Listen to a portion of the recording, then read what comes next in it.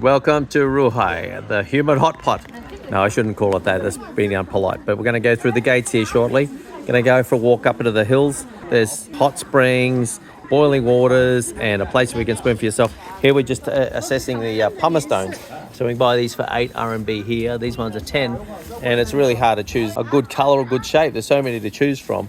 Somewhere over there, there's some lady selling like strings of eggs. So I'm not going to bother to do that but jidan is chicken egg. You buy these strings of chicken eggs, which I've taken for actually putting into the hot springs, letting them boil, and then grabbing them out for a fresh little egg meal straight out of the hot springs. So I don't know about swimming and going in the hot springs, but I have got my stuff on board to maybe have a go. Now, I did go to a place the other day that was a hot spring. It's like 2 hours drive from here, but we're in the middle of the jungle, no one around. It costs like 3 or 4 RMB, so less than $1 to enter. Super cheap. What we've got in front of us is one of the geothermal areas inside the Rehai complex. So just way up a ways, we paid 100 RMB. So that's like for 2 people, so that's 50, so that's $10 to get in here, $10 Australian thereabouts. And we're in our first of the geothermal sort of spaces here. We've got some action coming out of the ground here.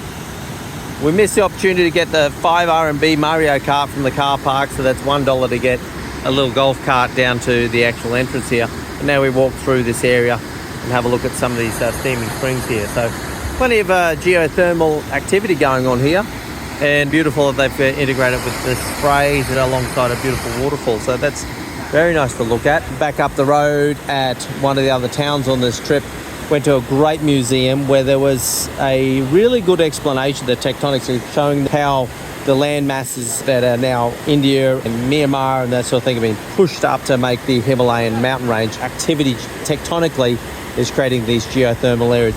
This one's significant in Tengchong here because it's attracting people to invest here, buy holiday homes, holiday apartments. Saw some evidence of that yesterday. One small town community you were paying to get into, only to then be confronted with a whole bunch of real estate agents trying to sell you apartments and high-rise and semi-detached houses here.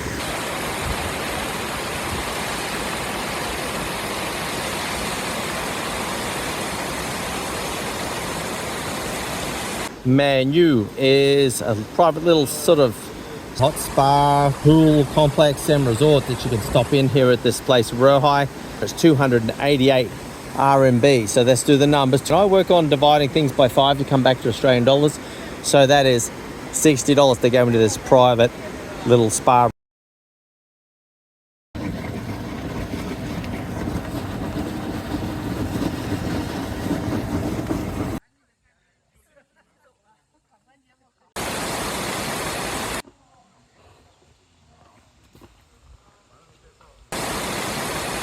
Okay, reached the top of our walk here at Rehai, and the main spring here that people stop for a photo opportunity.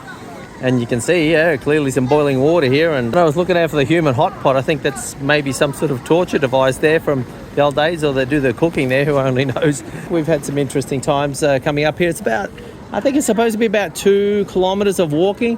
Although I see, oh yeah, I saw some people over here doing a hot water spa thing for their feet. And after this little walk, you might feel like it. Okay, so we've ended our visit to Rehai. Let's just recap what we've seen here today. Hot springs. We've had a nice walk through the forest. Really nice nature here. The hillside and all the rest of it is really good to look at.